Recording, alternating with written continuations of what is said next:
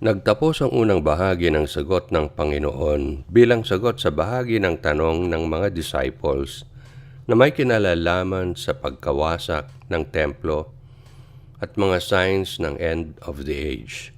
Ang sinabi ng Panginoon sa susunod na verse ay ito: "Kapag nakita ninyo ang kaganapan ng abomination of desolation na binanggit ni Propetang Daniel, kasunod nito ay great tribulation na hindi pa nasaksihan mula simula ng mundo hanggang ngayon at hindi na mauulit pa."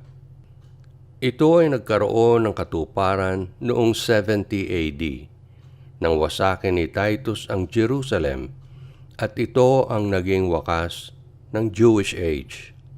Lilipas ang kulang-kulang na 2,000 taon bago ulit maging isang bayan ang Israel.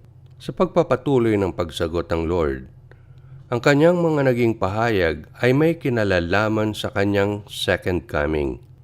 Ang mga ito ay nakapaloob sa Matthew 24:23-31, kung saan ang mga sumusunod ay pinahihiwatig. 1. Maraming huwad na Kristo at bulaang propeta ang susulpot at magpe-perform ng mga kababalaghan at milagro upang ma-deceive maski na ang elect kung posible. 2. Pagkatapos ng tribulation ng mga araw na iyon, ang araw ay magdidilim, ang buwan ay hindi magbibigay ng kanyang liwanag, at ang mga bituin ay malalaglag mula sa kalangitan, at ang mga kapangyarihan ng kalangitan ay mayayanig. 3. Sa sandaling iyon, ang sign ng anak ng tao ay lilitaw sa langit, at lahat ng bansa ay magluluksa. 4.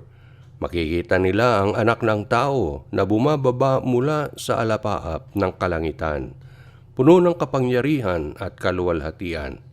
At tatawagin niya ang mga anghel na bubuga ng malakas na tawag ng trompeta, at titipunin nila ang mga hinirang mula sa lahat ng sulok ng daigdig.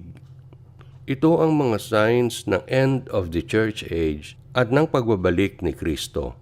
Ang gagawing pagtipon ng mga hinirang mula sa lahat ng sulok ng daigdig ay ang end of the church age, na susundan ng second coming of the Lord. Ang gathering ng mga Jews during that day of Pentecost after the Lord ascended to heaven, and when the outpouring of the Holy Spirit occurred, was the day the church was born.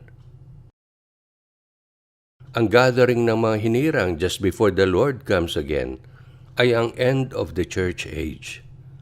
Ito ang ibig sabihin ng iglesia: ang gathering, ang assembling, and being called out from the world to be with the Lord in spirit and truth. Ang pagdami ng mga false messiah at false prophets at iba't ibang klase ng tribulation ay hindi na bagong kaganapan, kaya hindi na masyadong binibigyang pansin ng mga end-time watchers. Instead, ang kanilang focus ay ang number 2.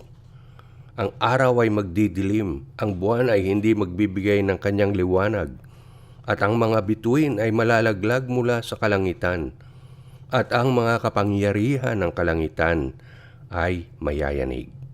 Hindi na kailangan na mag-speculate pa patungkol sa signs 3 and 4 matapos matupad ang sign number 2, dahil wala ng oras at obvious na hindi na magtatagal at magaganap na ang pinakahihintay ng bawat mananampalataya, ang muling pagbabalik ng Panginoong Hesus.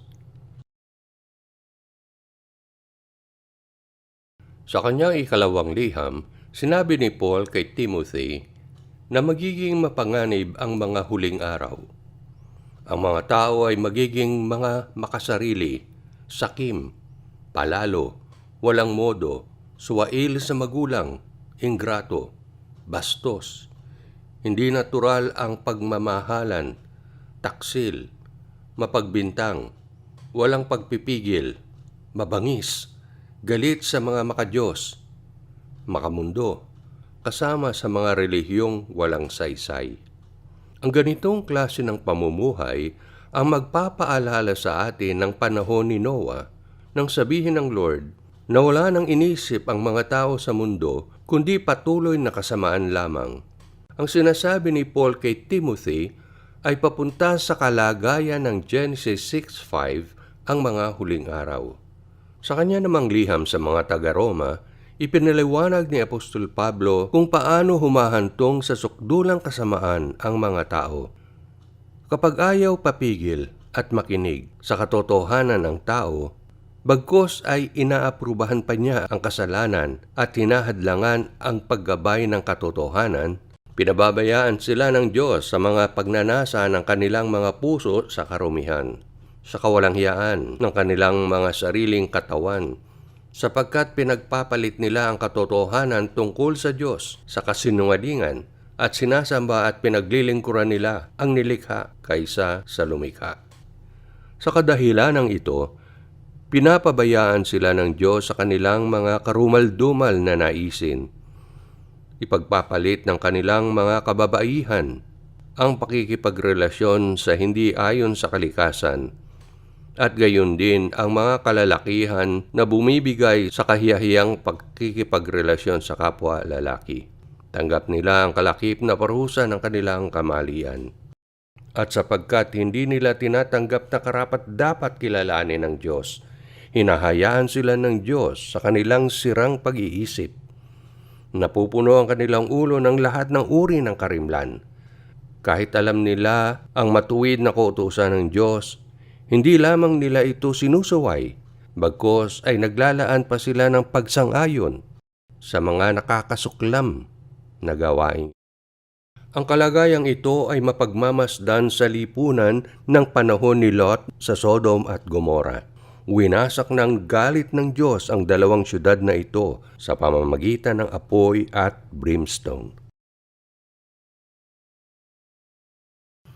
Ang gagawing pag-gather ng mga anghel sa mga buhay na mananampalataya sa araw ng pagbabalik ni Kristo ay popularly known as rapture. Ang ibig sabihin ng salitang ginamit dito ay pagdagit o snatch away. Mayroong at least 4 na bahagi ng Scripture ang tumutukoy sa event na ito. Una, 1 Thessalonians 4:15-17. Ayon mismo sa salita ng Lord, tayong mga buhay pa na naiwan habang hindi pa bumabalik ang Lord, ay siguradong hindi mauuna sa mga natulog na. Ang Lord mismo ay bababa mula sa langit, kasabay ang malakas na utos, kasama ang boses ng archangel at ang tawag ng trompeta ng Diyos. At ang mga patay kay Kristo ang mauunang umangat. Pagkatapos ay tayo namang buhay pa at naiwan ay titipunin pataas upang makasama silang nasa kalapaap na, upang katagpuin ang Lord sa himpapawid. Kaya nga, makakasama natin ang Lord magpakailan paman. Ikalawa, Matthew 24:31. Makikita nila ang anak ng tao na bumababa mula sa alapaap ng kalangitan, puno ng kapangyarihan at kalwalhatian. At tatawagin niya ang mga anghel na bubuga ng malakas na tawag ng trompeta, at titipunin nila ang mga hinirang mula sa lahat ng sulok ng daigdig. Ikatlo, 1 Corinthians 15:51-53. Sasabihin ko sa inyo ang isang hiwaga. Lahat tayo ay hindi matutulog, subalit lahat tayo ay mababago sa isang kisap mata, sa huling trompeta, sapagkat ang trompeta ay tutunog. Ang mga patay ay ibabangon na walang pagkabulok, at tayo ay babaguhin. Dahil ang nabubulok ay dapat damitan ng di nabubulok, at ang mortal ng di namamatay. Ika-4, 1 John 3:2.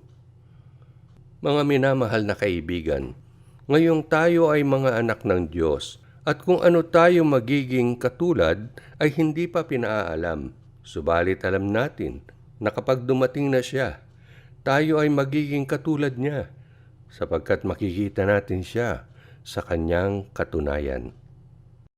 Ayon sa mga talatang ito, pagbalik ni Kristo, Ang mga natutulog kay Kristo ay ibabangon at sa isang kisap mata ang katawan nilang nabubulok ay ibabangon na hindi nabubulok. Igagather ng anghel sa sandaling iyon ang mga buhay na mananampalataya mula sa lahat ng sulok ng daigdig at sila ay dadalhin pataas upang makipagkita sa Panginoon sa alapaap. At sila sa isang kisap mata ay mababago mula sa pagiging mortal sa pagiging immortal. Ang wangis nating mga anak ng Diyos ay magiging tulad ng kay Kristo. Dito muna tayo hihinto sa ating eschatology at hope to see you next time. Until then, God bless.